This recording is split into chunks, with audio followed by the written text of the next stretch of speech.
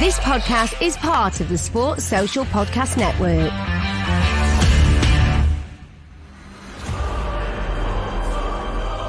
Champion, welcome, Danny Batten.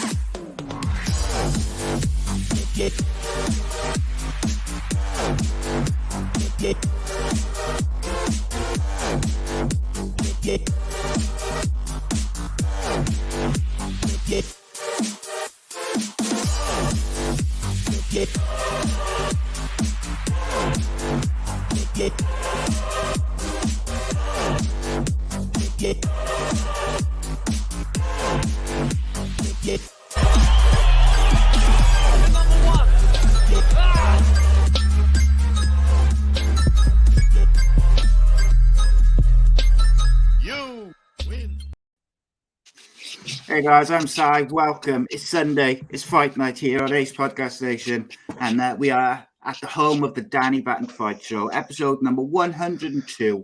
And it's an interesting show tonight because there was no UFC or Bellator this weekend. So we've got a little bit of boxing to talk about with Ben joining us later on to talk about that. And but there's lots and lots of stories to talk about from the world of combat sports. But a little bit of housekeeping to start us off. As been mentioned, live YouTube, Facebook, Twitter, and as you know, A.C.E Podcast Nation. The shows on all sorts of subjects, featuring top guests, expert analysts, and more. So please do give us a follow on social media, subscribe to that YouTube channel, click the bell for notifications, and if you prefer your podcasts in audio form, then you can get this show and all the other series we do as part of the Sports Social Podcast Network, the UK's first sports dedicated podcast network. And like I say, you can find everything, including our new My Story series, the third series in that series. It's very, very good. Kicked off with the Central Club's Cullen Mace joining us last week for a special two-part episode. And this week's episode features our very own Ben Doughty telling his story, which is going to be a really good one. But with no further ado, first and foremost, of course, joining me as ever, it is former Cage Warriors champion, UK MMA legend, Mr. Daniel Batten. How are you, my friend? Yeah, I'm all good, Si. And you kind of summed it up, really. We didn't have as much fight content to watch and study, so I was twiddling my thumbs. I had a little bit of free time on my hands. Didn't know what to do with it. And not like you, mate. Yeah, see, you normally your Sundays are crammed trying to fit. Yeah, that's it. And our special guest for this evening is a fighter from Shaw Mixed Martial Arts. Recently made his pro debut it was last weekend. Last weekend, yeah. The Merthyr Mauler, Mr. Yes. Josh Tucker. How's the boys, right? Yes, mate. Yeah, we're all good. And I think that seems to be the place to start, mate. You made your professional debut last week with Adrenaline. Yeah. How did that go? Oh, it was wicked, mate. It was, like I said, it was hard work being on last, but obviously something you got used to is fighting later on at night. So I didn't woke up at 11:15, so I'm usually in bed by then. Yeah, I was going to say, most fighters that we speak to, they go to bed before that. Yeah, so, I know why. 11:15 is a bit brutal. But obviously, you had the result that you wanted. Yeah, I had the result, one on points by unanimous decision, so obviously it's nice to get the finish, but doing Ryan's tough, so don't know how to take that. Yeah, and I think at the end of the day, that first fight is always going to be difficult. Yeah, a whole host of reasons, and you want to just get that win column and kind of just get going. But you've got a pretty extensive amateur background. Yeah.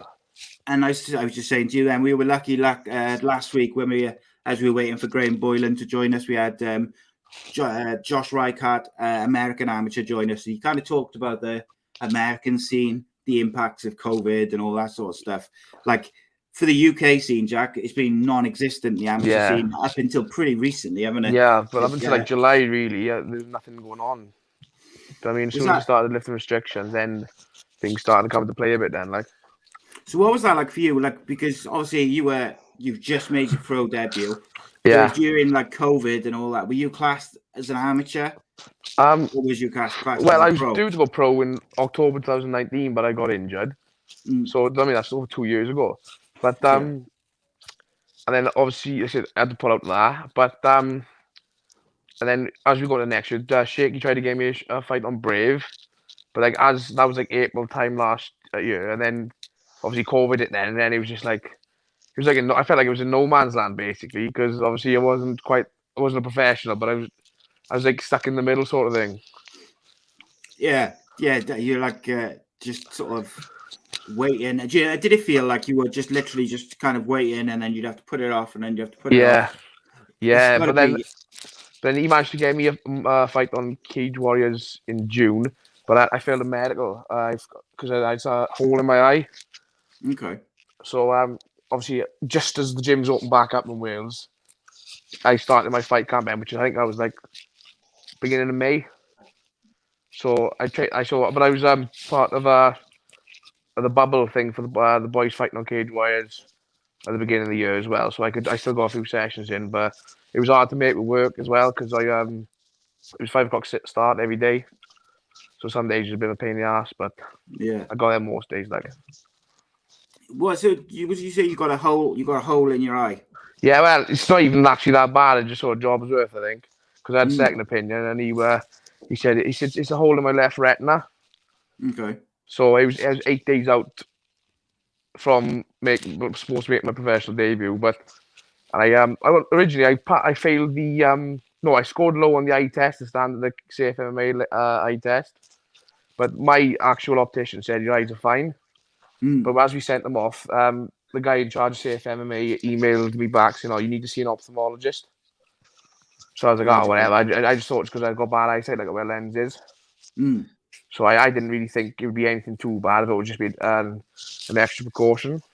But I went down there. He said, "Oh, I can't sign you off." I was like, I was just distraught, like. Yeah, because this obviously would have been a big thing for you as well. Yeah. It's a major company in the UK as well. Like, as someone who I used to wear contact lenses because I used to fall asleep in them all the time and scratched up all my eyes so bad that I can't wear them no more. Yeah. It's I can't imagine that it's particularly pleasant. Like if you get caught or punched in the eye with your contact lenses in, it can be quite nasty. I take some out when I train. Yeah. So I got to. I used to train. I've actually fought with them in once. I forgot to take them out. Well, I wouldn't make that mistake again. No. I didn't get punched in the face, so lucky then. Yeah. That's interesting because we finished off last week with Graham talking about the safe MMA, Dan, wasn't it? And yeah, that's right. Yeah, we're talking about like the benefits, and he, Graham Boylan was, I would say, fiery, passionate. Maybe he didn't mince any words, certainly in terms of saying that all companies should be doing it, but they're not. Yeah. And then obviously just by coincidence, we got you on the next week, and the safe MMA meant that you had not made your professional debut with Cage Warriors as had planned. Like, were you frustrated by it? Oh yeah, really frustrated. Because it was 8 days out. Like I said, I'd done all the hard work really, and then like this guy won't pass me. I just think, like I said, I think he's a job's worth. You just don't want to put his pen to paper. You just don't want to sign the dotted line. So, but then on the second opinion, I got from another doctor. He was like, I can't see any. He can't see. He said I got holes in my eye as well. It's just from having bad eyesight or something. Do you know what I mean? He didn't. He didn't say it was anything to do with detaching your retina or anything like that. So that made me even more frustrated then. Yeah, because you feel like it's not something which. Yeah. Because I guess like if you'd got that second opinion and they'd said, "Oh yeah, look, you shouldn't have fought," and if you had a fought and you'd got caught, it could have given you serious issues. Then of course you're like, "Oh, that's good." But that's the thing. Like when I had the first opinion, I didn't know. I didn't know how bad it was because like, I'm not an eye doctor, so I was thinking, well, will I ever be able to fight again? Like, but to find out that there's actually nothing wrong he had nothing to do with me. I was like, oh, you idiot, like. 100%. Yeah, we've had a few of our fighters come back with the same sort of thing about these holes in the retina, and they didn't get signed off. That get second opinions. Yeah, we've had it as well. Yeah. So what happens with that then, Dan? Then they go off for second opinion. They say it's all right, and then they go back. Is it? Or yeah, I mean, I'm trying to remember how it went. As far as I'm aware, I think they had to get signed off, to say that it was all okay, and I think the fight still went ahead. But not to go stirring anything, but just to say that it's funny that you should say it, because I think it's happened twice with two different fighters with the maybe same sort of thing. it depends on how far out it is. Like because with Jack, maybe it was because it was 8 days. Yeah, that's what it. Yeah, yeah, that's what it was. Man. We couldn't get I was meant to do the fight in June. We couldn't get an appointment until mid-July. So I was like, right. Do you know what I mean? Yeah, it makes it difficult then. I suppose if you've got time to go and do it before the fight's due to go, you can sort of. Funnily enough, I got signed off in July. I only paid for this week. he didn't send me an invoice for ages. I emailed him as well about it about 2.5 months ago. And he said, "Yeah, I'll be with you soon." And it turns up then 4 months later. So I got away. I thought he was a fan or something. Give me free eye care. Yeah. Sweet. They're the fans you need, mate. It's the ones that give you free stuff, free medical testing, free medical care. That's what you need as a fighter, I think. Yeah. It's like one of them things, isn't it? So in terms of you, like your journey into martial arts and mixed martial arts, how did that begin? How old were you in that? Oh, I started when I was like 14. Like Dwayne James, bantamweight on Kado as well. I grew up with him. I went to school together, and he said, "Oh, there's a gym down about a couple of miles away from us. They got an MMA class, and we was too young. There's two gyms in Merthyr, but we was too young at the time." And he said, "Oh, we was only 14," but he said, "Oh, you can come on down there." And with my first coach, Tom Stanley, and I was trained under him for a few years, and then I trained in another local gym in Merthyr, the dojo, and then 2015, and I went over to Tulare, got show MMA, formerly known as Tulare Combat, and I've been there ever since. I don't see me leaving anytime soon either. Did you get the bug for it straight away, like, or was it because you already had an interest in it? You already kind of knew that you were going to enjoy it. Well, I don't know. I was like, I just kept turning up. That's the secret, isn't it? Just keep turning up, and good things happen. Like, yeah, it's like our friends at Violent Money tweeted earlier on when I put a reminder out about this show, and they said like Shore MMA just pulling out absolute killers, like just what seemingly just like one after the other. They're just kind of all lined up waiting for fights. Just incredible array of talent there, but also for guys like you, obviously you've just had your first professional fight and stuff. You're on your way up. Like you must be, apart from the top level coaching you get from Shaky and people like Carl and the rest of them, like to be able to train with the likes of Jack Shaw and Brett and Oban and all the guys there, that's got to help you. Yeah, they're all top guys, and obviously you got the other guys. You got like Rowan, you got Oz, you got John Fraser, you got my main training partner Grant, and obviously you got Oba, Brett and Jack, like you just mentioned as well, and obviously Marshman. Yeah, so there's all good guys there. What's the name of the I always forget. I can't pronounce his name, but I see him all the time doing like the Muay Thai sort of stuff and striking. He looks like a scary guy to me, man. Yeah, he is. He's it's the nicest, scariest guy you meet. Yeah, dangerous man. Dangerous man. Mate. Often the case. But yeah, I'm interested in that. Like, I'm interested in how like your kind of journey into it and stuff.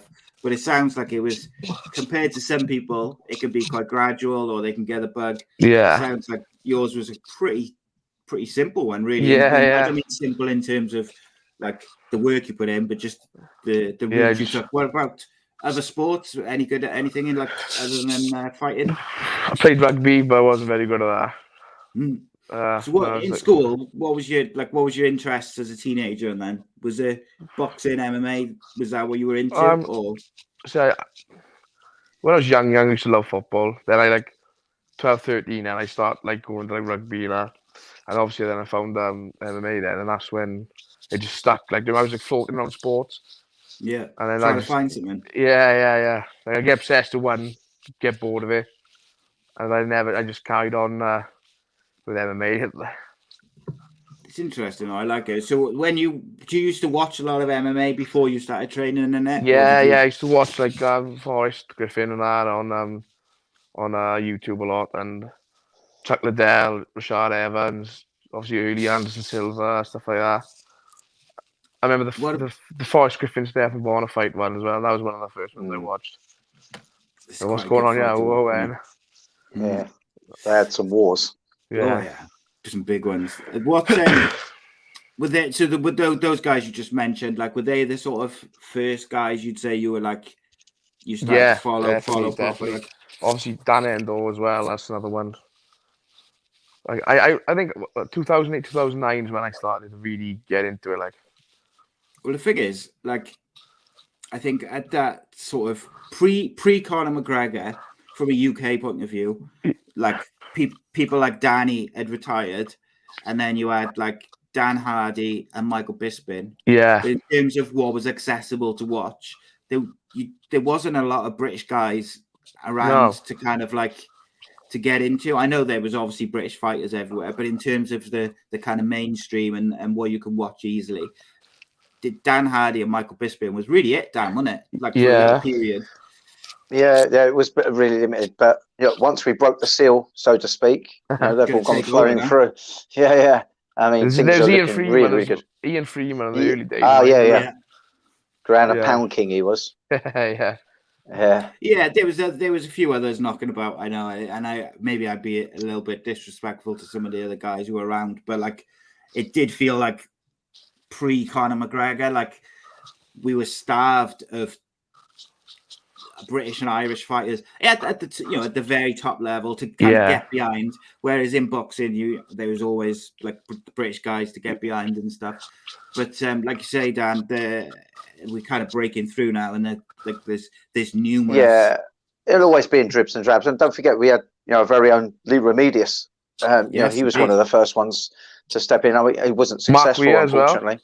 Yeah, that's it. Mark Weir, he had the fastest knockout briefly, didn't he, for about 3 weeks, and then someone else beat it. But he did have one of the fastest knockouts for a brief period. But we've had some guys, but there have been dribs and drabs. I think a lot of it was we didn't have the coaching level or the accommodation in terms of your facilities. Yeah, we didn't have it. But now we've really got some forward trajectory now, and you've got great teams up in Scotland, Wales, obviously, and we're just going from strength to strength. And I think this is going to continue, and we're just going to stamp and ferment ourselves more on the world stage. I think give it another 5 to 10 years. I'm sure we'll be taking a couple of the divisions in UFC. Jack Shaw being one of them. I'm going to put money down on that. Yeah, definitely. 100%. On Dan Hardy, there's been loads of speculation that he's fighting Tyron Woodley, isn't he?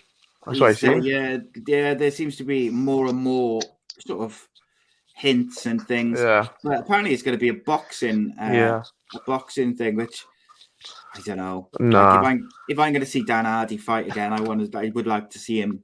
Yeah. Actually, the red mohawk as well. Yeah, it's like he was a special talent, and look.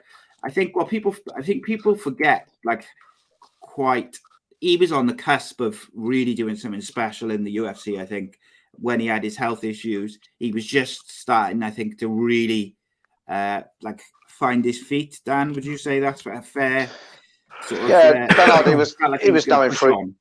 Yeah, I mean, he's known for his striking, wasn't he? He had a really good, some good combinations in the game. He had great timing. He's not quite as explosive as some of the other British talent we had coming through as strikers. We had great timing, and he was slowly learning the craft of anti-wrestling and scrambling up from the jiu-jitsu aspect. So he was still very much in a process of finding his completion in his skill set, but unfortunately he is robbed of that because of the health issues that you mentioned. So we never really got to see what his true potential was. And I believe, he really could have been a standout. And in many ways, he still was. I just felt like he was denied through the issues that he had. And we was all denied of what his true capabilities were. But, just listening to his commentary, which I think is some of the best I've ever heard. And it actually surprised me with, I've known Dan for a long time back on the Cage Warriors and stuff, and you sort of talk to each other in passing, but you don't get a true sense of their depth of knowledge about the game. Indeed, it may have been different back then to as it is now, but listening to his kind of commentary and breakdown of the fights, this guy clearly was going to be on some form of trajectory to becoming a complete MMAist in every sense of the word, and becoming world class in each given area. The guy is really super intelligent. It's great listening to him, and indeed I've learnt some things by listening to his commentary and breakdown of fights. So yeah, it's such a shame. A good name to mention, Dan Hardy. I think sometimes he gets kind of overlooked on how big an impact he had the potential to make. Indeed, an impact that he did make, because for many, he had such a good look as well, didn't he? He had that red mohawk. Yeah. It was punk, wasn't it? Great for It was great for the sport, and continues to be, just in a different arena now. When was his last fight? Oh, crikey, years back now, I think. He had a title shot, didn't he, in like 2010 versus GSP. So he was scheduled to face Matt Brown in 2013, and then he had the diagnosis of the Wolf's Parkinson, and he was replaced. So his last fight was in 2012, September 2012, which he won, and that's what I mean. Like, I think sometimes because Michael Bisping went on and won titles and things like that in the UFC, sometimes Dan Hardy almost gets overlooked for just how good he was. And like you say, his analysis is superb. I was very surprised to see the UFC part ways with him. I know there was some sort of issue there. I don't know what it was, but like something to do with commentary, I think. Wasn't it? Yeah, like his analysis is so good that I was surprised that they let him go. But they've got several very, very good analysis and fair. Jack Gaz in the comments says, "Does that mean we'll see Jack in Cage Warriors very soon?" I'm hoping so. Yeah, in the new year now, hopefully maybe March time. That's what I'm aiming for. Have a shake. You can pull some strings. Mm-hmm. That's it. Yeah. So I mean, in terms of that, like your next fight, are you fighting fit? You haven't picked up any injuries? No, I was aching a bit. Like I was like Sunday morning, Monday morning. I woke up for work. I was like, so I'm a plasterer as well, so. Oh, that's physical. Yeah. Yeah. So it was Monday weren't a fun day. Like, I'll be honest with you. I'd set my body weight in food instead. Recovery, isn't it? It. How much weight do you cut? Not a massive amount. Like I walk around about 87 usually. I'm 87. Well, I don't know what I am now. Like Shaky asked me what I am, but I lied and told him 84. Sorry, Shake. No, I have actually. I'll wait tomorrow. This week. I've had a week off. I haven't trained or I haven't eaten tight. Well, I've eaten what I wanted. So I'll start back eating clean tomorrow now. In recovery mode, aren't you? Yeah. Is that what you find you do after a fight? Do you pretty much say, right, I'm going to take a week off? Yeah. Most of the time, after. I said I didn't fight for 2 years because of my injury and COVID and whatever. Mm-hmm. But that's what I've done in the past. Take a week off, chill out. But I'm still at work, like, so I don't get I don't get the full physical benefits of rest because I'm fucking on trowel all day. So I have to take another week off. So you're looking to get back in there come March time, and then assuming, obviously you've already had a taste of a title with the Cage Warriors Academy stuff. Yeah. Damn, where does that stand in your kind of when you even when you just look back at your amateur career, like in terms of accomplishments and that, is that something you're really proud of? Yeah, most definitely. Probably either that or fighting for the Team Wales in the IMAFs. They that and winning the Cage Warriors belt is probably my two most prestigious accomplishments at amateur so far. Yes. At amateur. So, but my best accomplishment is winning my pro debut now. But interesting. We finally got that 1-0. That's it, isn't it? And especially because you've had to wait. Yeah, and like I said, I was due to fight in September as well, but my opponent got injured, so that went a bit hospitals up. So instead, like, I just carried on training. Then I said, "Oh, someone will come up," and then Shaky spoke to Wally, the adrenaline promoter, and he said, "Oh, I'll have Jack on." So I was the only pro fight as well, so that's kind of cool. Yeah, the only thing it was, main event. The only thing that wasn't cool was fighting at 11:15 in the night. It's quite late, though, isn't it? Yeah, that's harsh. Shaky was in the warm up, and Shaky went, "Oh, he went bloody hell." He said, "There must be an early card for the UFC tonight, is it? The prelims are on." I said, "No, we're just fighting that late."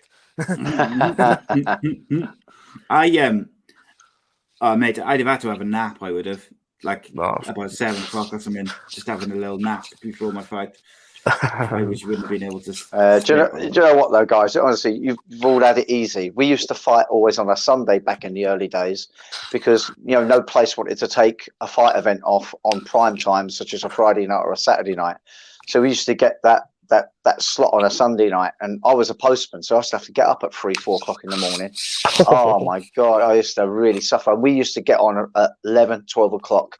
The shows were ending so late. So yeah, I mean, I do feel your pain, but my goodness, I tried doing a Sunday night and then going to work. That was horrible, horrific. It's brutal. The adrenaline, like after the fight, you can't sleep anyway. So no, you see, yeah, I'd go in with no sleep. Everyone would think I was out on the piss on the Saturday night, so I'd go in with all scuffs and bruises all over my face. Everyone was wondering what the hell I was getting into. But brings back memories. Jack Reese in the chat says, "What's your diet like when you're training full on or if you're in fight camp? Like, is it quite strict or are you generally?" I have my strength coach, Rowan Crocker. He just gives me macros and stuff to follow. Oh, my phone's going a bit funny. Yeah, so I just follow them. I kind of like, you don't eat what I want, but I keep it healthy most of the time, and then I just track everything. Yeah.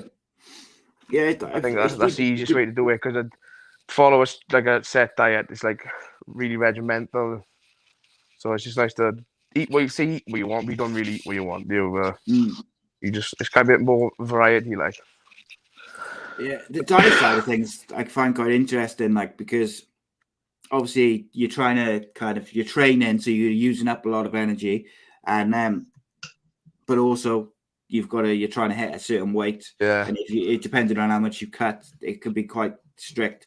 Like, that's got to be difficult, Danny, as well. I mean, especially if a fight is cutting, or they cut quite a lot when they go into fight camp, it's got to be quite difficult for them to manage like their training if they're working as well, and then getting enough calories and all the rest of it, but also cutting weight as well.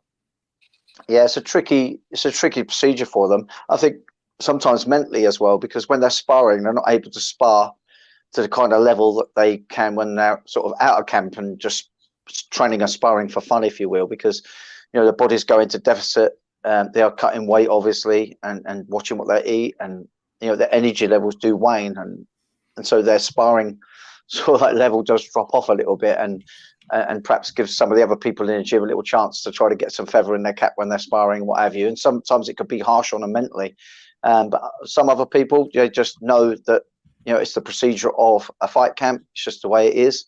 And on the note of weight cutting, everyone deals with it differently as well. Some people just weight cut so well, they just get it down to a T.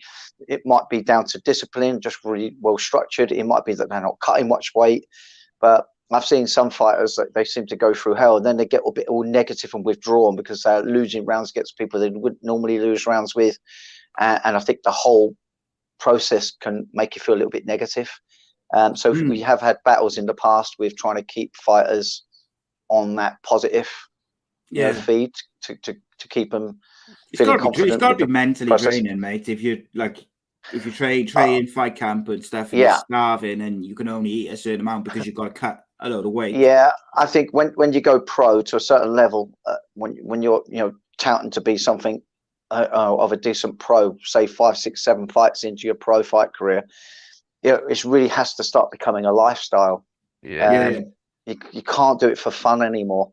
I mean, the kind of antics that we were pulling back in 2005 to 2008, maybe, you just couldn't do today. And I really feel for Jack. Like what? What do you mean by antics? just you're working. You could go out on the odd weekend here and there, and and back in my time, you would have say 3 times a week doing your training, and it would be done in a leisure centre.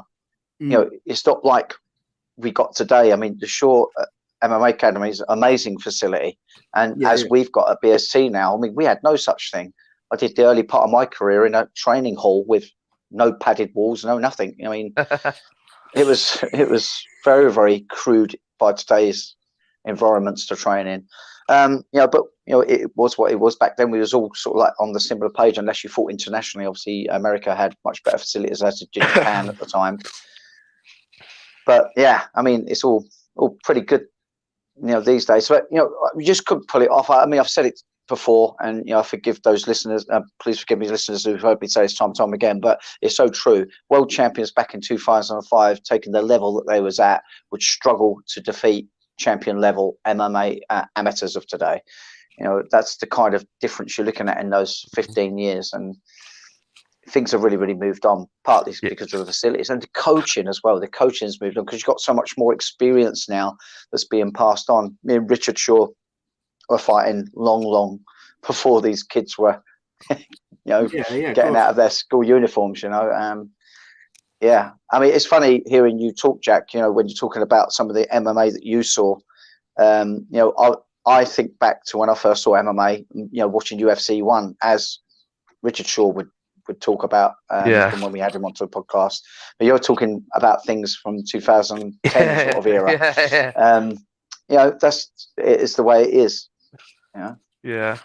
But I think you're right, and I think we've talked about before, Dan, like the quality of fighters. You just look around, and like you look at Cage Warriors, every division is like stacked with really excellent fighters, killers, and then some of them can go to the UFC and struggle. Some of them go in and make a statement and they do well, but others can go in and they maybe don't do as well as they could have, or people thought they were going to from the outside, because it's not anything necessarily detrimental to them. It's just that the level is so much higher now than it's ever been. Even outside the rankings, there's just so many top level fighters. Like, and you mentioned Jack earlier, Jack Shaw. Like, at last time of looking, the man's not even in the rankings yet. I don't think there's anyone in that division who wants to fight him, and that's how high the level is. That you've got fighters like that who are not even in the rankings, and I think Cage Warriors kind of personifies that, and Bellator, because I think in the last probably 2 to 3 years, Bellator has brought in some really good fighters compared to where they were pre that 3 years sort of period.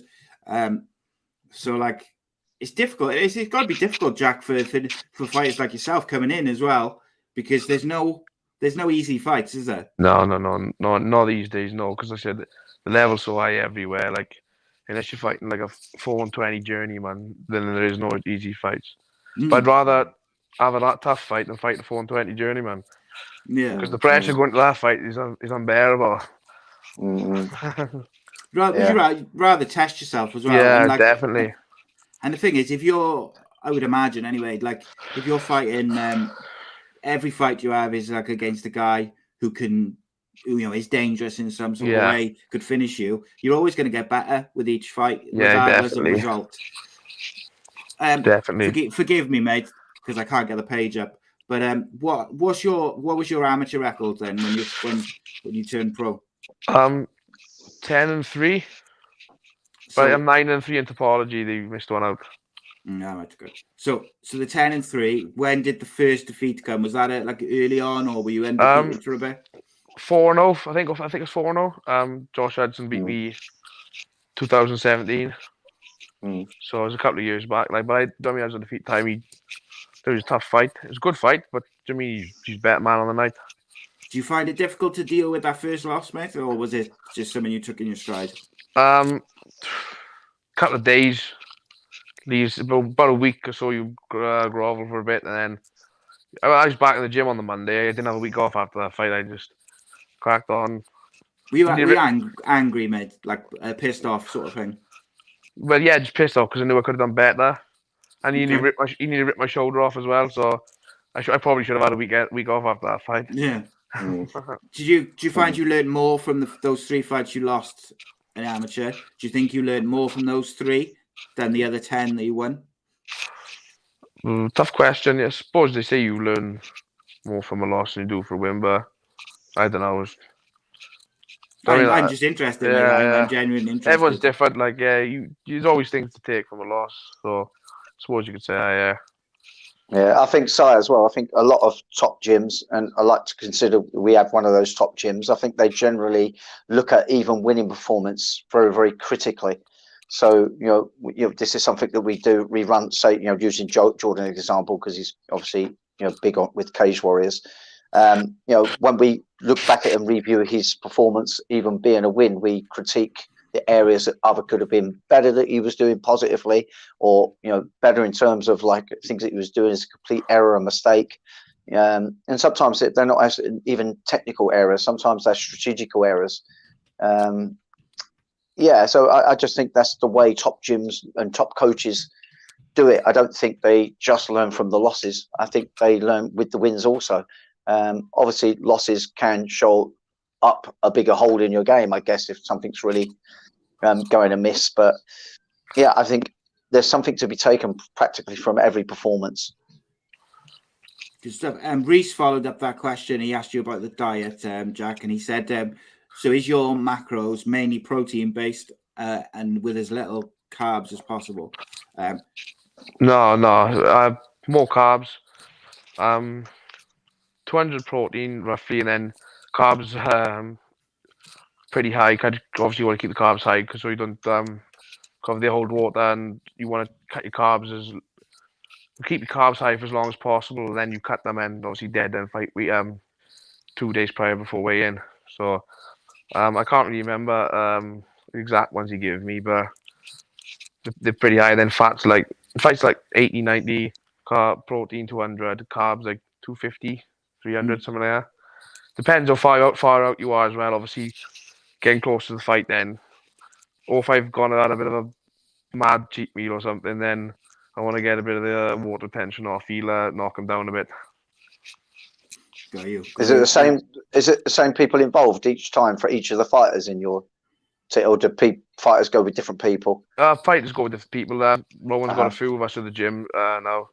So, I mean, he's like, first and foremost, he's my mate, so he's someone I trust anyway. So I just went with him. Right. I'd imagine, like anything, innit, you want people you could trust. Yeah. Particularly when it comes to something which, if it goes wrong, can affect you physically, mentally, but also affect, if you go in overweight, you might it can affect all sorts of things, can't it? Yeah. So you want someone you can trust in there. Gaz says, Jack, if you could fight anyone past or present, who you got? It's a good one. I don't know.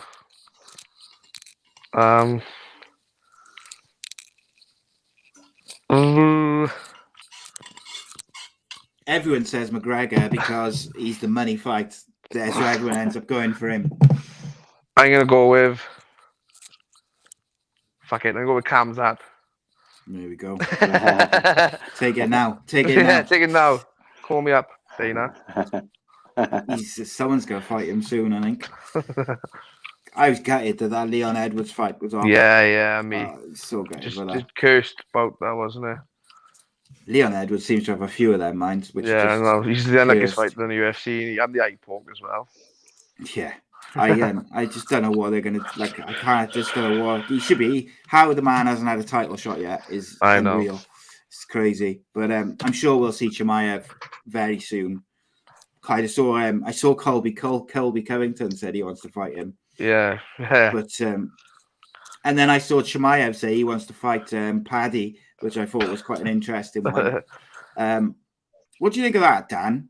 Paddy versus Chimaev fight. Like, it's a weird one, that is, isn't it? Because I think the UFC those two are kind of like they're the guys they're trying to build around for the future. Different weight classes for a start. Yeah, they're setting it. Like one of them's gonna have to do something. I don't know why I would say such a thing, man. That fight would never happen. Fight, it's like when Dan Till called out McGregor, like it just ain't gonna happen, is it? You know what I mean? Yeah. What's welterweight and middleweight? Welterweight and middleweight, haven't he? Yeah. And Paddy's lightweight these days, isn't he? Yeah, lightweight or light lightweight, isn't he? So they're not going to fight. It ain't going to happen, is it?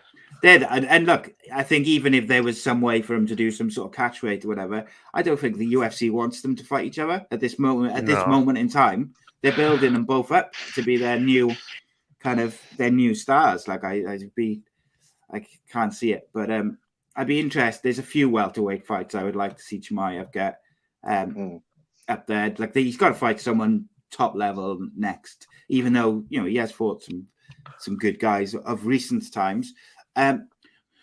Right, Jack, before we let go, something called it's called the one word game, but basically I give you a list of fighters, and you just, when you say the first thing which comes to mind when you hear that name, basically it's kind of like, so whatever comes to mind, first thing, no filter, just say it. Right, go. Conor McGregor. Champ. Dana White. Bold. Jake Paul. Knobhead. Paddy the Baddie. Character. Canelo Alvarez. Beast. Colby Covington. A beast / idiot. Oban Elliott. Beast. Tyson Fury. Best heavyweight. And then finally, Jack Tank Shaw. Future 135 champ. There we go. I know that's 3 words, but you can have 3 words. I can say this all the time. We call it the one word game, but it's not a one word game at all. No, I know. It's like you just want people to give like a instant reaction. But that was good. I like that. That was up there with the best ones. Yeah, fast responses. We've had a couple last couple of weeks. The people have been in like that straight away. First things. So I like that. That's what we want. Good stuff. So where do you see yourself in 5 years, Jack? In the UFC, hopefully. Doing a good couple of fights deep. Beating Chimaev. Yeah. I'll fight them at 84 though, so I don't have to cut no weight. I like it, mate. So you look at the fight back now in March time, and then hopefully. See what that Shaky says now. Get Christmas out of the way, and then hit it out in January time. You let yourself go at Christmas, mate? Like a few drinks, a bit of food. Asking the Welsh. I have done in the past, but I've had a bit of a gypsy's warning off tank in the sauna a day, so I'm gonna behave this year. It's gotta be hard, isn't it? Especially like what was hard, obviously when obviously with COVID now, there's no signs of fighting. So I was like, well, else to do, yeah, exactly. Eat and drink. Yeah.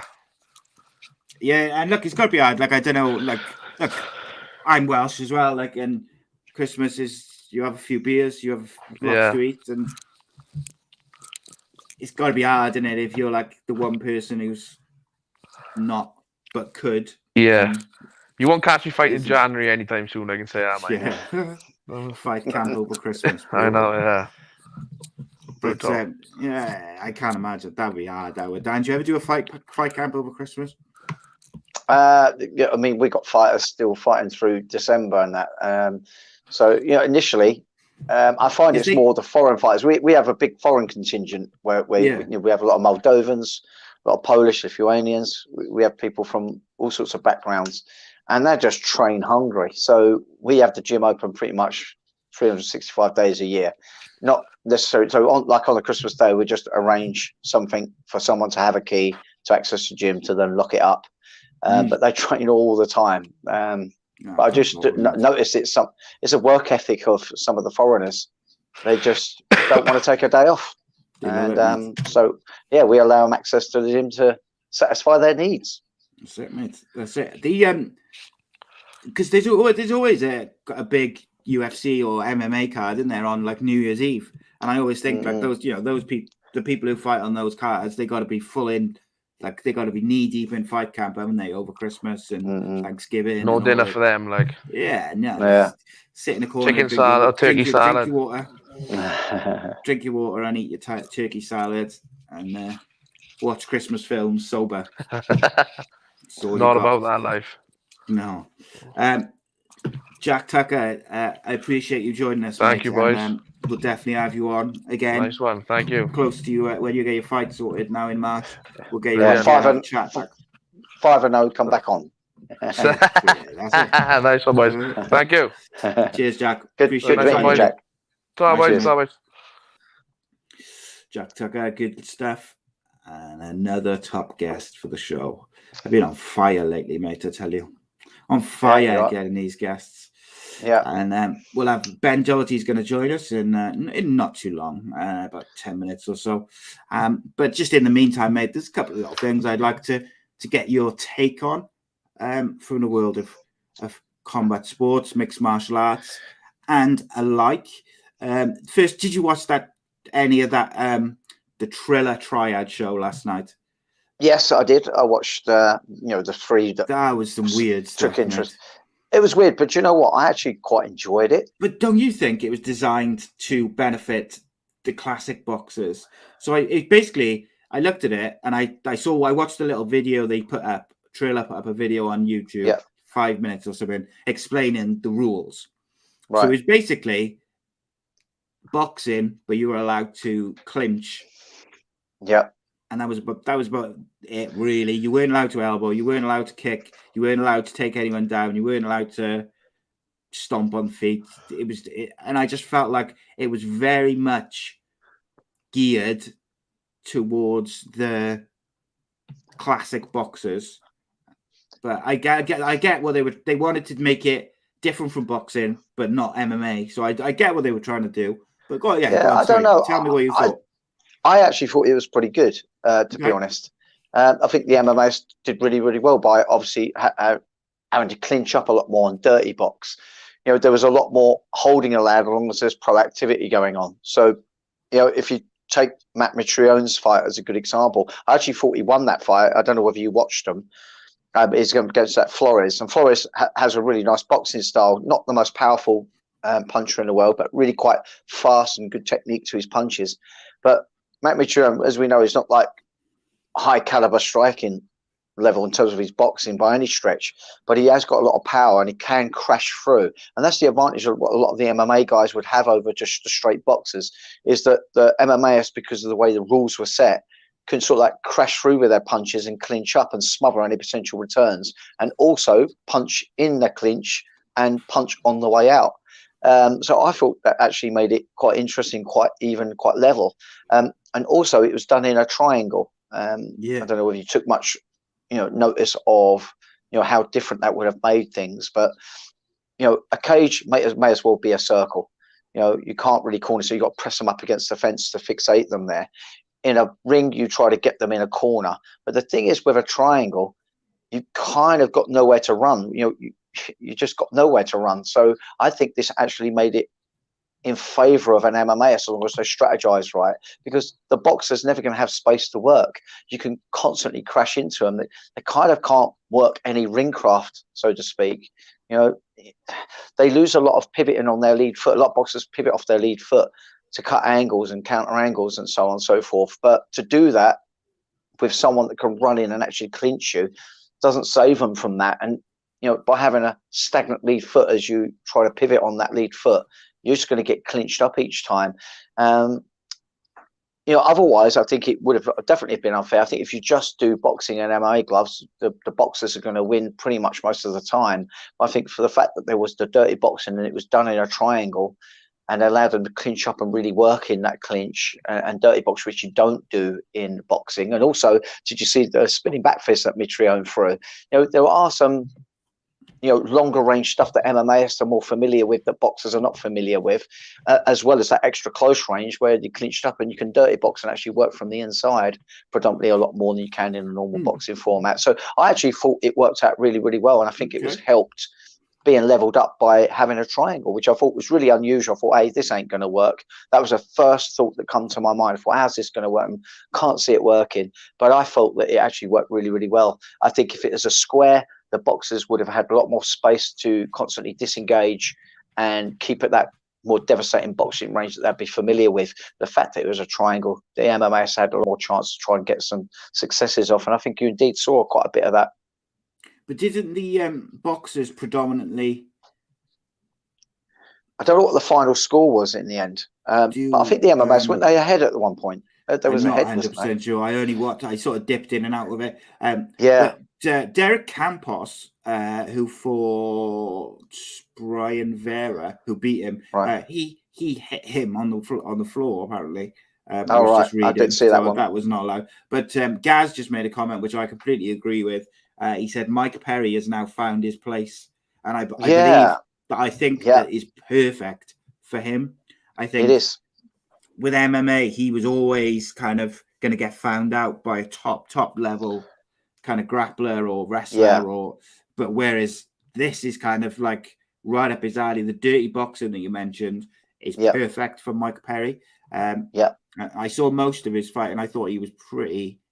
I thought he was pretty impressive. I didn't think it was a split decision. No, I didn't. But that Marcus Sills, he was good. He was tasty.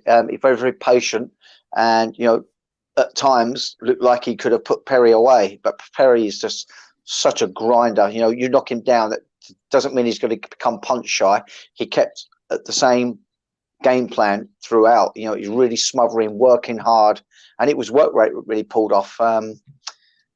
It was good. It was right, like you say, right up his street. It's right up his style, and he didn't get his style taken away from him with a takedown, or didn't get foiled. He was more foiling and spoiling the boxers with the skill set that he has. I thought it was great. I think he did box well out in the open when he did. A couple of times was a little off balance and got a little punching blind, I call it, when you're under pressure to punch. But I think he found great rhythm with punching and clinching, and just keeping that work rate on Michael Seals. A really, really good matchup, I think. They were great to watch, the pair of them. Yes, indeed. And I think it was interesting. There was only, I think, 2 finishes. Alexa Kulp TKO'd Hofschneider, and then Kubrat Pulev knocked Frank Mir. Loopy. That was a little bit sad to see. I don't think Frank Mir really is probably at a stage in his life or career that he should be probably still fighting, to me. Frank Mir's he's not that fighter in terms of a striking fighter.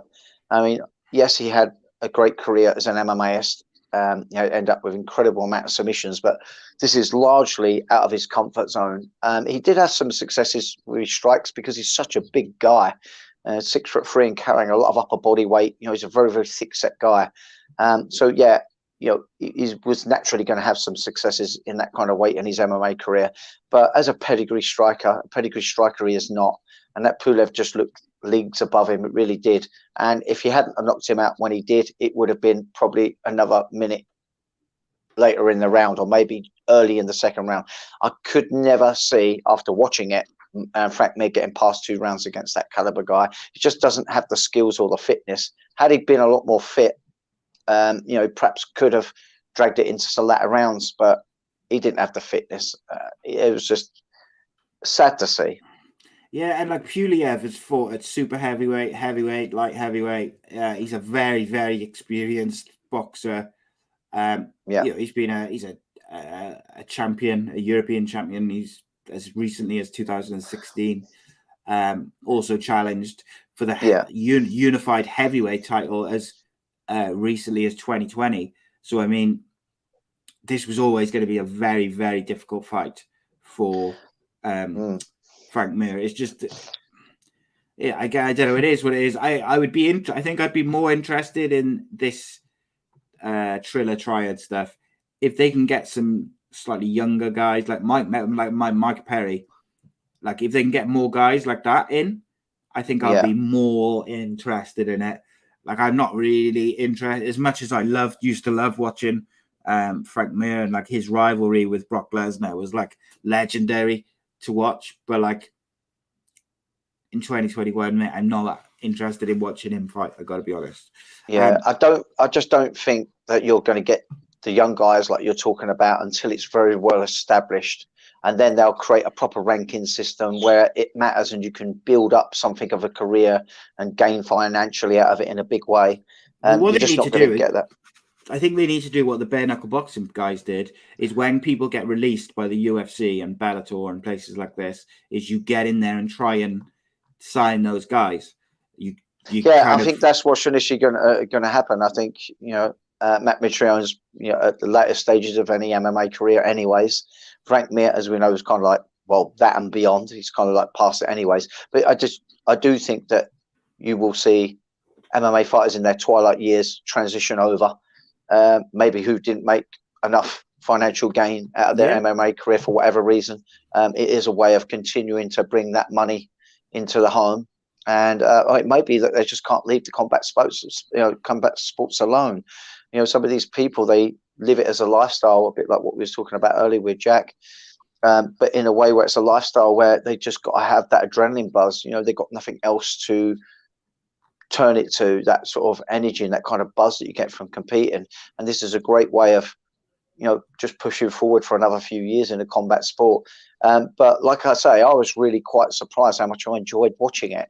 I think I enjoyed watching it because there were some interesting wrestling clinch aspects to the striking, which was very MMA-esque. Okay, with no takedown, but that doesn't mean it can't be interesting to the MMA kind of mind and thinking, with under pummel, clinching, holding onto near side shoulder, far side shoulder. You had different things going on there that I saw was relevant for an MMAist to try to get the advantage in the striking. One of the things that was really apparent, particularly with Matt Mitrione, was his head positioning.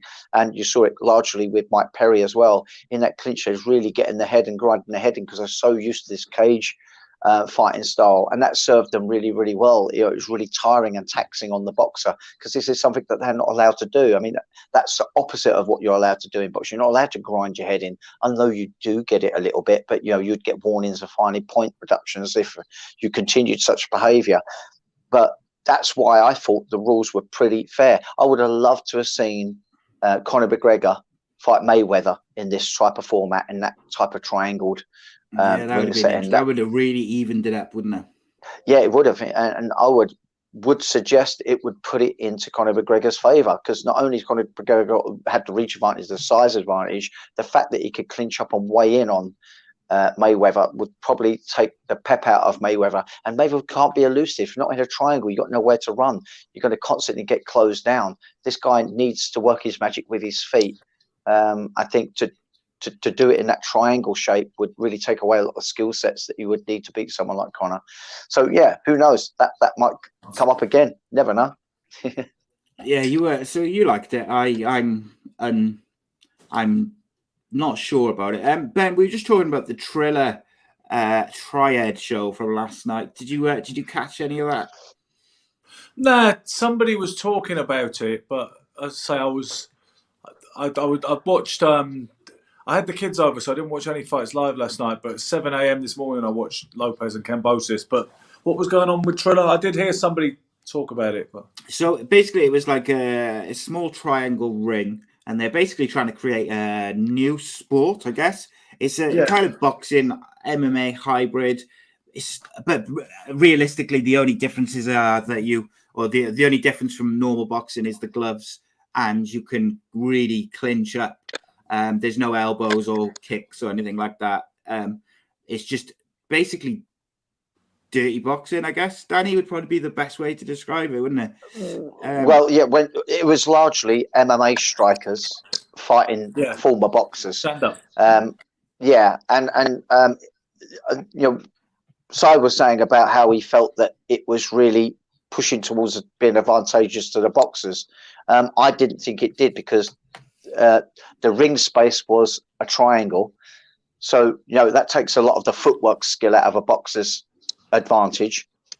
So no matter where they turn with their footwork, they're getting clinched up by an MMA who wants to dirty box. And when we say dirty box, we're on about clinching up and punching in the pocket, because obviously in boxing you can only do that to a certain point. You're getting split and pulled apart. But they was largely letting a lot of this in boxing go. So what the MMAs who were not as good at boxers, outward boxers, were doing was they were punching in flurries on the way in, clinching up to smother any return, and then sort of like punching on the way back out. And it made it messy in a way where, to an untrained eye, it would have looked a complete mess. But for me, I appreciated all the clinch work that was going on, trying to get advantaged arm positioning to try to get off the in-pocket striking. I found it enjoyable. I quite enjoyed it. You could definitely see the difference in styles. I mean, as soon as there was a bit of space to throw combinations, the boxers looked really fluent and very, very dangerous. It was kind of interesting. I was also just touching on as well, Ben, when Mayweather fought Conor McGregor, I think it was an almost pointless thing in that Conor McGregor was never going to win, or certainly should never have won, and he didn't. And I think that was to be expected. But I think on the format in that triangle-shaped arena to move around in, with, I think there was amateur level gloves, wasn't they? Those side, they weren't pro level MMA gloves. I think they were amateur level ones, so they were more padded, but still, quite a raw glove. I think that format would have been so much more interesting to see Conor McGregor and Mayweather fight, where it would have leveled it up somewhat and made it interesting. But I don't know. You have to watch it and make your own judgments of whether you think it's something that could take off or not. I enjoyed it personally. I really did. Sounds like Roberto Duran's dream. Yeah. But yes. What you were saying there, Dan, about evening this, it would have evened up the McGregor-Mayweather fight. Knowing that Mayweather and how very clever he is, he would never have let that happen. Like, he wouldn't have done it. Like, I don't think the fight would have happened, because it would have given Conor McGregor a much more legitimate chance. Because I always felt like he only had a puncher's chance in that fight, really, if he really connected with something. And that was, even then, I felt like it was a little unlikely. Ben, there was a title fight in boxing last night, though. And from what I can gather, I didn't watch it live myself. It was quite a shock to many. George Kambosos Jr. Beat Teofimo Lopez on a split decision in New York to become the unified world lightweight champion. Was this an expected result? Not at all. Yeah, I think it was a shock. I said on Facebook last night that it wasn't a staying up fight for me. It was a kind of sea of, because when the kids stay over, I give them my bedroom and I sleep on a couch. So it was one of them things. I said, if I wake up at 3:30, like you sometimes do when you're not sleeping in your own bed, then I'll stick it on. But I'm not going to set an alarm for it. It's not, or I'm not going to stay up. It's not that kind of fight, I said. And then obviously I woke up this morning to loads of people commenting on the site saying, well, you missed out, mate. Not listening to you again. Sensational upset fight of the year candidate. And I think you could only get 5-1 on Kambosos winning, but it was 13-1 the other way. You know what I mean? You know, where someone's a bigger favourite than the other guy's an underdog just because they hedge their bets. The way the bookies, they know what they're doing as far as all that goes. But I think, like I say, the best price you could get on Kambosos was probably about 5 or 6-1, which is still pretty big, long odds, But it was the odds to bet on Lopez were more prohibitive, more like 13-1. It would have cast him as the underdog at that point, the other guy. But so no, not expected at all. I saw a lot of people on social media today. You always get the kind of people who the after timers, if you like, who say, "Oh well, yeah, I kind of expected that." But I did see a lot of people saying that, look, his performance was as near on perfect as it could have been, and also that he's by and large a very likable character in George Kambosos. Like, how good was his performance? It was brilliant. I mean, he had a great game plan which he carried out meticulously, but when it came down to biting on the gum shield, and getting stuck in, he was prepared to do that as well. He took a lot of full-blooded shots from a vaunted puncher in Lopez. The turning point of the fight happened in the very first round, and it was a beautiful moment when Lopez, who'd been quite arrogant in the build-up and certainly after the fight, which I'll get to, he came out real guns blazing, just looking to take the guy's head off and walk straight through him, and clearly he thought that was what he was going to do, without breaking sweats. He won. He was winning the first round by a street, Lopez, and Kambosos was under heavy pressure, but he was hanging with it, losing a round, and then suddenly he lands this, picture perfect overhand right counter, and puts Lopez down. And it was the look. It was right on the bell, more or less, and it's the look he gives him at the end of the round, as if to say, not tonight, sunshine. And so he really rose to the occasion in the other fella's backyard. I mean, I know he's Honduran by descent, but he's a New Yorker, isn't he, Lopez? And he went into that lion's den, and it was completely deserved decision despite the split verdict. Kambosos definitely won that fight. Lopez afterwards was sour grapes and not very classy at all, saying, I won tonight. I think I won 10 out of 10, 10 out of 12 rounds. Just flat out delusional. His own fans booed him vociferously when he said that in the microphone. As soon as he said it, I won tonight, they all started booing, and they were his crowd, not for the Aussie. So that's a shame, and Kambosos said, sorry, but you're delusional, brother. And he's right to say that. It wasn't a nice moment, when you even if you think you lost, even if you think you won and you're absolutely gutted, I don't think you should rain on the other guy's parade like that, But it's a big moment as well, isn't it, for him? It was a very big moment for him to kind of like sour grapes, isn't it? Big time. It is. I mean, I think you've got to be. I'm trying to think of examples of classy guys like Muhammad Ali when he lost to Leon Spinks, 7-fight novice in 1978. He just put his arm around him at the press conference and said, we're going to tell you all the truth now. I'm his new manager, which is kind of cool. That's better than what Lopez did. Yes. It's, I saw a little bit of I think it was one of the press conferences before the fight, and Lopez had predicted he was going to knock him out in the first round. And then, like you said, he got knocked down in the first round. And then it kind of seemingly the bits I saw of the fight, that did seem to change the whole feel of the fight, from everyone, from the audience, the commentators, the boxers. Everyone seemed to kind of I don't know what I guess step up and maybe think, oh, hang on a minute, this is actually going to be a fight, not a walkthrough. Like, what would be next for George Kambosos now then? Like, do you think they'll run this fight back, or is it more likely that he'll go and fight someone else? Interesting question, Simon. There's no rematch clause for a start, and I think that's because people were surprised about that. But I think because it was an IBF mandatory defence, I think sometimes for a mandatory defence they can't impose a rematch clause. Sometimes I think rematch clauses might come with a voluntary situation. But don't quote me on that, but that seems to be the case, why there wasn't a rematch clause. There's talk that Lopez, who is a big lightweight, struggles to make that weight and might prefer to go up to light welterweight, maybe fight Josh Taylor, our own Josh Taylor, the undisputed light welterweight champion of the world. I know that there's loads of people who are queuing up to fight Kambosos now, like Devin Haney, who's got a fight to come through, Garcia, Lomachenko, I'm sure, would who Lopez beat in a pretty big upset himself. I'm sure he'd like to be considered in the mix. You've got Tank Davis. I'm sure he would fancy it too, because the thing is, regardless of that little situation with the WBC, the WBC franchise, and everything, Kambosos won the World Lightweight Championship last night. That is the lightweight. He is the legitimate lightweight champion of the world.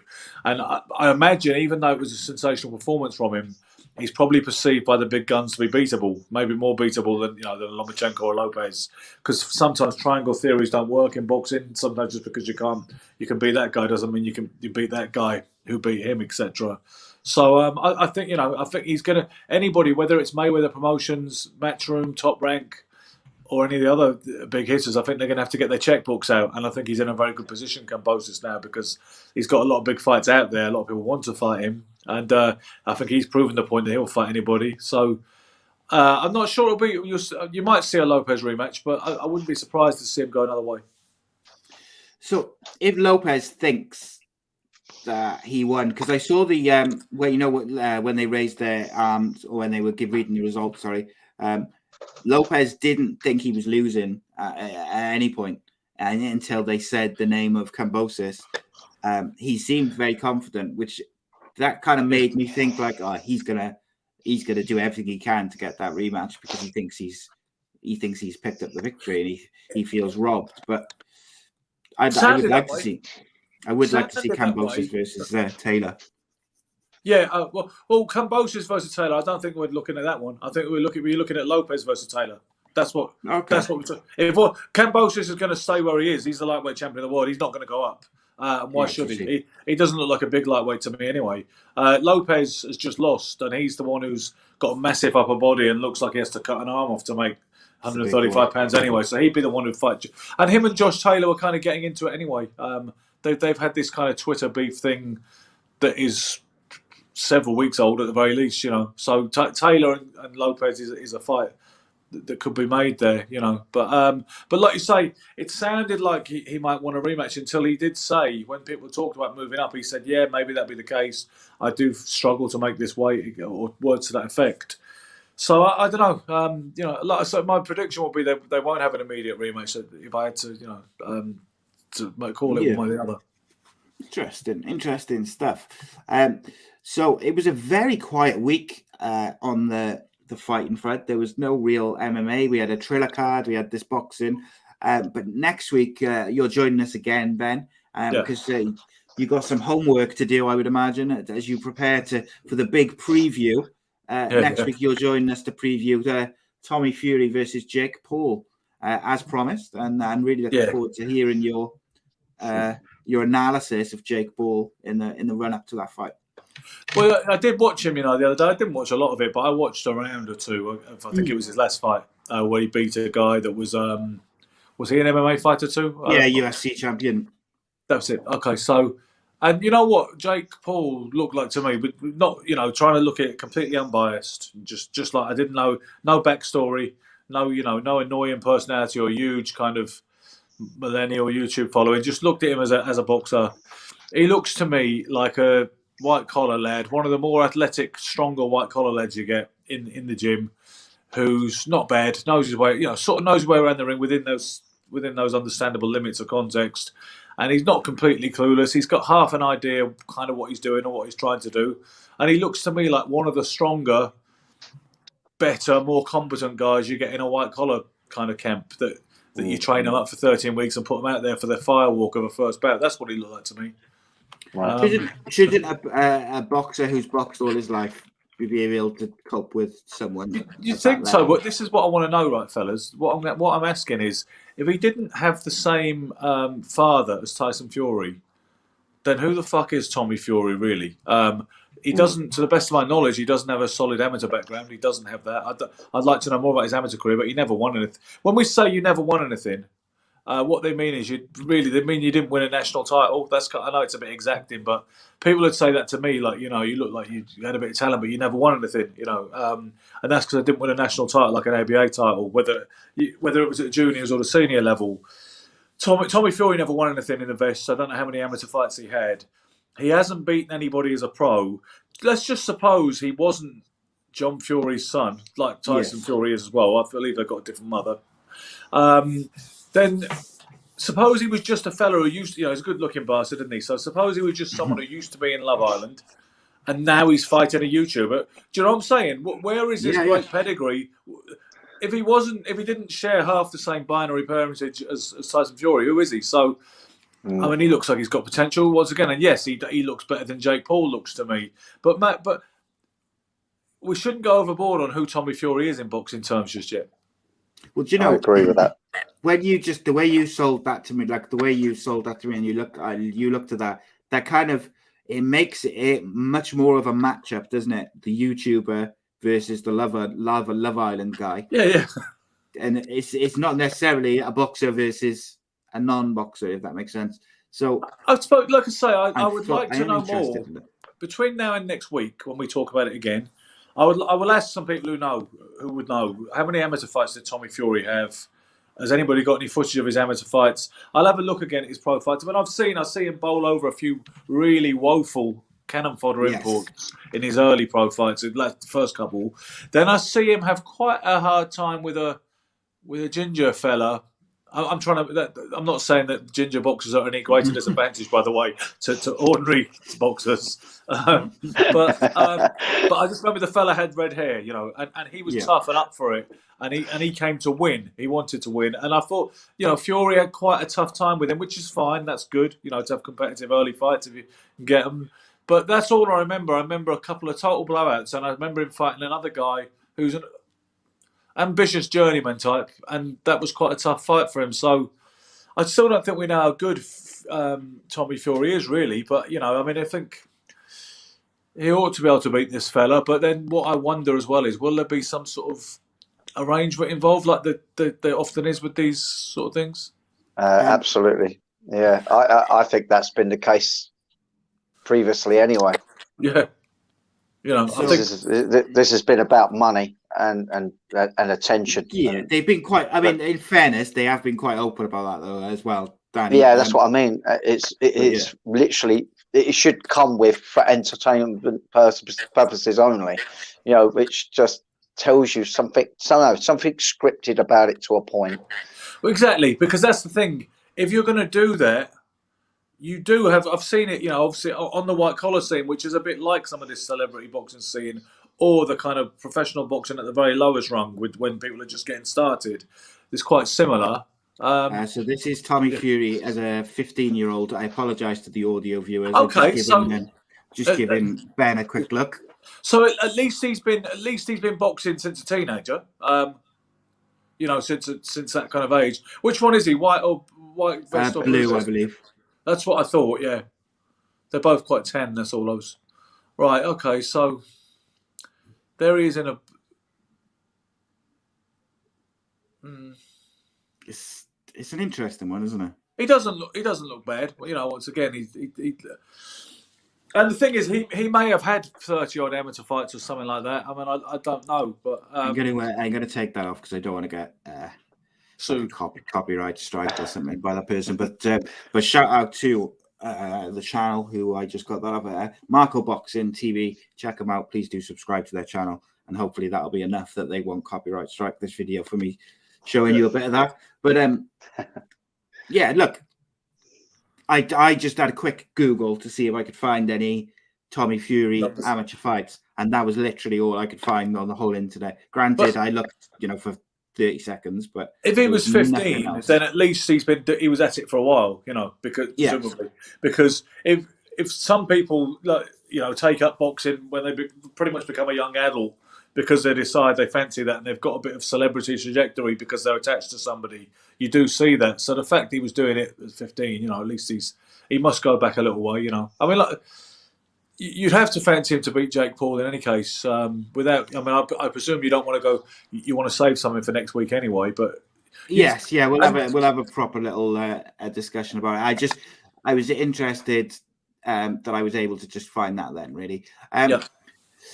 So it's we'll talk about that in depth next week. The other thing I just wanted to ask you very quickly, Ben, do you know who's training Jake Paul? Who his coaches are? Nah, you know what? I must admit, I don't know that. I know he's got a lot of money, so I would assume that he's got, quite high level trainers. I would have thought, but I just wondered if he. Interesting. I think even with that amount of money, though, I still don't think a lot of top boxing coaches would want to have their name attached to him. To be honest, I think a lot of them would get involved. To be honest, I don't think there's not a lot of integrity in boxing. To be really.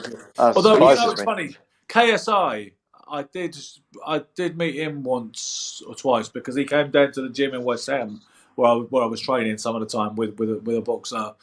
And his trainer was a guy called Vidal Riley, And what's interesting about Vidal was when I was at Repton coaching there back in 2005, 2006 kind of time, there was an 8-year-old kid, little black kid, who was like a genius. He was like a little Floyd Mayweather, but just more mobile, and he was just fantastic. And I was like, who the heck is that kid? He's going to be something special. And it turned out he's this Vidal Riley who's obviously grown up in the interim with it.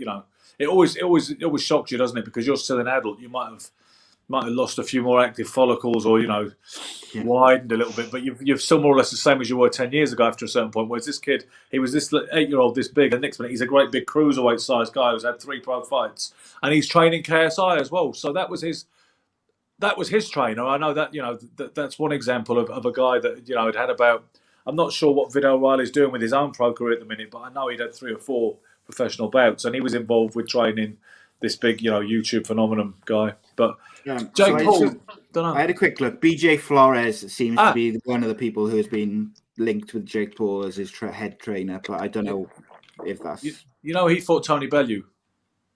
Yes, that's right. I thought I recognised the name. Yeah. So yeah, it is what it is. Well, like I say, Reese in the chat says, wasn't Shannon Briggs training him? Might have been. I mean, Shannon Briggs would be pretty appropriately cast in that situation, because if anybody's exploited social media, in the latter part of his career, it was Shannon Briggs. So I think Shannon Briggs would be just about perfect for the whole circus. Perfect. Ben, as ever, thank you very much for joining us. But just before Ben leaves, this Wednesday, we have an all-new episode of My Story. I sat down with Ben on Friday evening, and we chatted about Ben's life, his career, and the ups and the downs. And it was a really interesting conversation, Ben. I thoroughly enjoyed it. I hope you did as well. But yeah, that's out on Wednesday. Looking forward to people seeing that. How did you find it, kind of going through your journey? Well, you know what? It felt a bit like doing an AA chair, quite honestly. It was like it wasn't as it wasn't necessarily a profound experience either way at this particular point, because I feel I've done it with writing the 3 books. Course, and also, in all seriousness, doing quite a few kind of talks in AA. It felt a little bit like that, because that's what you do. You tell your story, and because I spoke about heroin and alcoholism, as well as boxing and unfulfilled potential, and how I got into the coaching and the media side of it, it felt a little bit like that, really. But I mean, I'm always up for it. I think it's good to talk, isn't it? You know what I mean? It seems to give you a better sense of your life to try and set it down that way, Yeah, and as I said to you on Friday, like whenever I do these shows, the My Story ones, and people's, everyone's had ups and downs, and I always think that if those are any issues which we end up talking about, if they can help people who are going through that sort of thing now, or have been through that sort of thing, and it helps them kind of get to grips with it or understand it, then I'm happy and superb with that. And Mr. Danny Batten's going to do one soon if he gets his arse in gear as well. I was going to ask, actually, some of them have been to ask Danny a while, because his name rings a bell from back in the day. So I'm going to see if it's the same guy. That I wrote an article there used to be a magazine called Fighting Fit magazine back in the day, and it was Boxing News' sister publication. It didn't last, unfortunately, but it was kind of MMA and boxing, but more about nutrition and strength and conditioning. So it was a crossover magazine for boxing and MMA, but it spoke a lot about training techniques and diet and stuff you should do in the gym, right? And then I wrote an article for it, because I used to do a few pieces for them. And I wrote an article about whether it was a myth or not, an old wives' tale about the evils of sex in training, or whether that has become outmoded now. It always used to be something you steer clear of, and women weaken legs and all that. And they asked an MMA fighter for his take on it, and he told a story about a condom as well. And was it you, Danny? Does that ring a bell? No, it wasn't me. No, over a beer, if you drink, I could tell you some funny stories. Well, I don't drink anymore, but nonetheless. All right. But I got it in my head. It was you they interviewed for it, but it can't have been. So it's kind of a red herring to finish on, I suspect. But there we go. Yeah. No, all good. All good. Ben, thank you for joining us, mate. And of course, we'll see you next week to preview the big fight in detail. Is there any other fights on next week? Yeah, there is. You've got Anthony Yard, Lyndon Arthur rematch, okay, which is a big deal. That's at the Copper Box in Stratford. Obviously, there's an undercard, so we can talk about that as well. Shortly, what else? There's something else.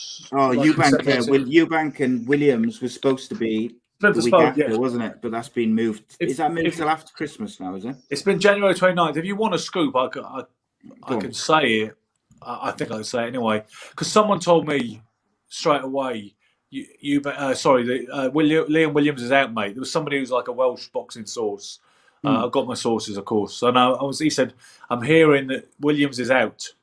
And what they said is he had a shoulder injury, right? But initially it was really weird. It was really smokescreen. So there was no official response. And then Chris Eubank was calling him out on Twitter saying, "Are you trying to weasel out of this after all the big talk you've come out with?" And there was still no official response. But there was a national newspaper reported he was out, and he picked up an injury. But there was still people. The promoter, Lee Eaton, who's MTK promoter, said to me, "Not true," on my Facebook. And I said, "Well, this is what I'm hearing, Lee." And then the other day, when I finally confirmed it and I said it was true, he said, "Yeah, I was just doing the corporate thing and denying all knowledge." Here it is anyway. What I heard, and it could be wrong, and don't shoot the messenger, but I heard he got knocked out in sparring, is what I heard. He might not have done it, might be complete rubbish, but what I heard was sometimes, listen, fighters do get knocked out in sparring sometimes. Occasionally it happens, not very often. Lloyd Honeyghan got knocked out by Dave Dent 10 days before he won the European title versus Gianfranco Rossi in 1985. Now, here's the thing. If your fighter gets knocked out in sparring, Danny probably knows something about this too, and probably similar protocol, I'd imagine. You're not allowed to let them fight because they've suffered a concussion. But obviously, if there's a lot of money on the line and blah blah blah, some people might let them fight anyway, right? But what I heard was, so this is something that does happen. Lloyd Honeyghan did end up going to fight, and he had a very, competent coach in Jimmy Tibbs who decided to make the gamble, and he knocked the fella out in the third round and won the European title away from home in Italy. So obviously sometimes it pays off. But that's what someone told me, that Williams had taken a tumble in the gym, but obviously they haven't said that. They've said shoulder injury. So there you go. Okay, and just before we let you go, Ben, sorry, Reese has just asked, Terence Crawford versus Porter. What was your reaction, and did you enjoy the fight, etc.? Yeah, a great fight. I think Porter did really well. I think he boxed as well as he could do, and had the right game plan. But Crawford is just a surgeon. Crawford is just so clever and. Don't really seem to have any perceptible weaknesses, Crawford. He does everything well, even including fighting out above stances. And it's like one of those things where you could say Porter was maybe ahead when the fight ended, but the other guy was walking him into that situation. And he was so... The surgeon-like precision when he closed the show in the 10th round, I just think Crawford... He is a pretty incredible boxer, he's subtly incredible. And... I was surprised to hear Sean Porter retire afterwards, to be honest with you. I'm sure he's still got plenty left in the tank. Whether he sticks to it or not, we'll see. But, I think Crawford is probably... The connoisseurs say he's the best fighter in the world. Say again? 38-0 is Terence Crawford. That is quite a record, isn't it? You had an MMA guy on before me the other week, right? And he seemed like a cool guy. He was talking... what seemed like a lot of sense until he started talking about boxing. Where you did the one-word association game with him, and you said Canelo, and he went GOAT, which means greatest of all time for anyone who's been living in a cave. Okay, so and beyond that being, as well as that being beyond absurd, and I don't get me started because I know we would do that for another show, right? If you want to talk about that, absolutely. But to be honest, the smart money in boxing, people say Crawford is the best fighter in the world. The point being that Canelo's not quite even the best pound-for-pound fighter right now, never mind the GOAT. But a lot of people will tell you, some people say Canelo because his resume, trumps Crawford's resume, which it's a valid argument. But other people say, listen, Canelo's had a lot of close calls and a lot of controversies and fights that people think he lost. Nobody ever could say they beat Crawford or got a bad call against him. He's never come close to being beaten as a pro. He's also a three-weight world champion. And if you look at the skills, your eyes alone tell you that he's that slightly better fighter than Canelo. So, he's a serious rival for that top spot, even though I know Canelo is the one who tends to be given that mantle commercially. Right. Interesting. So, Ben, if I could ask you one question about that then. Terence Crawford, is there anyone on the planet who you could see giving him any trouble whatsoever? Welterweight, I'm not sure there is. I know Josh Taylor's interested in fighting him too. He would have to move up to do that. And Josh is one hell of a fighter, but I don't think he could beat Bud up at welterweight. I'm trying to think who else. If he stepped up to like middleweight. Obviously, listen, Errol Spencer's the one, isn't it? People want to see Errol Spence versus Terence Crawford. That most people, after seeing Crawford the other week, are kind of on his bandwagon now. But Errol Spence that's the biggest fight out there for both of them, and it might even be the biggest fight.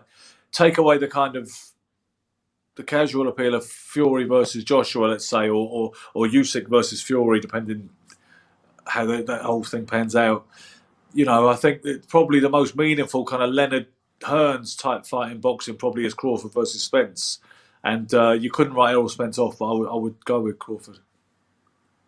Interesting stuff. Reese agrees with you in the chat. He says Errol Spence. Yes, he also said he felt like Hellbrook gave him a good go, to be fair, before losing. I think he was always going to lose. By the way, for anyone who doesn't know, I think they're going to announce Amir Khan versus Hellbrook tomorrow. That seems to be the case. I did see that, yeah, Monday. I think it was Talk Sport who said earlier, Monday press conference. Years past its sell-by date, but they're going to do it. They're going to milk it. They're going to, and people were going to watch it, aren't they? So I'm struggling to be interested in that. I've got to be honest. Good man. I probably will watch it, but more because I got to talk about it on this than any great sort of interest in seeing it. It's just sometimes two shot fighters produce a great fight. Sometimes that does happen. Yeah. I mean, I know they weren't shot, but Muhammad Ali, Joe Frazier, the third fight, they were both over the hill, right? They were both seen better days, but they went down into the depths of their soul because of that rivalry and the magnitude of it all, and it produced one of the greatest fights in history, heavyweight or otherwise, because perhaps partly due to the fact that they both lost a few steps. You know what I mean? So I don't want to say two donkeys make a derby because neither man deserves to be called a donkey given the CV they've got. But that we might get that kind of scenario. Do you know what I mean? Maybe they'll put on a classic because of the pride and that they both got, and the rivalry they've got. I don't know. But I agree with you. I think it's a little late. It is, obviously a little late, that's stating the obvious. But what I mean is, to get too excited about it or to buy it and all the rest of it, I think we're giving the wrong message to fighters, saying you can avoid each other ad infinitum, and then when you really have to cash out, we'll still come running. Perhaps it might be healthy if the fans and the consumers voted with their feet a little bit on this one. That's my take. Yeah, and I think, Danny, we've talked about it numerous points over the many different shows we've done, and unfortunately, we see this a lot in boxing where people avoid each other past their prime. Yeah. And then when they do finally fight, they're way, way past their prime. Yes, you're kind of on one hand, and in this case, it's not the same as maybe like when Mayweather finally fought Pacquiao. Yeah, sorry. They were still as pretty good. With all due respect to Amir Khan, he's not Pacquiao or. And never was. The thing is that they weren't as depleted as these guys by any stretch. Floyd was still in fantastic form, and Manny went on to do a lot of amazing things after that. So you can't say he was finished at all. But what you can say is Mayweather and Pacquiao still left it to the point when their fight was not anywhere near one fraction as relevant as it would have been had they met when it was really hot. When the iron was really hot. I always go back to Tommy Hearns and Sugar Ray Leonard. They were like 23 and 25 apiece. But Hearns was undefeated. Leonard had one loss to Roberto Duran, and they were just different days when they were more willing to get in the ring when the bases were loaded, because the public demand really did seem to be a force back then. Whereas now, I think the industry and the promoters, they own the public taste and they serve it whatever they want to. Yeah, 100%. And that's us for this evening. Guys, thank you to everyone who's joined us throughout the show. Drop comments, questions, all that good stuff. Please do spread the word. We're still growing as a show all the time. We've been blessed with some tremendous guests. And, of course, we regularly have Ben join us to talk boxing. We will be back next week. There is fights on. We'll have another guest, which is going to be a very interesting guest indeed. We are going to be joined by a UFC veteran now, former UFC star now. I would imagine going back to Cage Warriors, but we'll ask him about that. We're joined by Modestas Bukauskas next week live, and that's going to be a really interesting chat to catch up with Modestas. And then, of course, we'll be joined by Ben as well to talk about the boxing from the weekend and preview Tommy Fury and Jake Paul. And please do join me tomorrow. I'll have a live stream with Cullen Mace, who was the guest on last week's My Story, for a little My Story extra. And then, of course, Wednesday, we've got My Story with Ben Doherty. But until then, I bid you all a farewell, and we'll see you next week. Thank you very much to Ben and Danny as well for your time, as always. Cheers, guys. Cheers, guys. See you next week. Yeah? Cheers.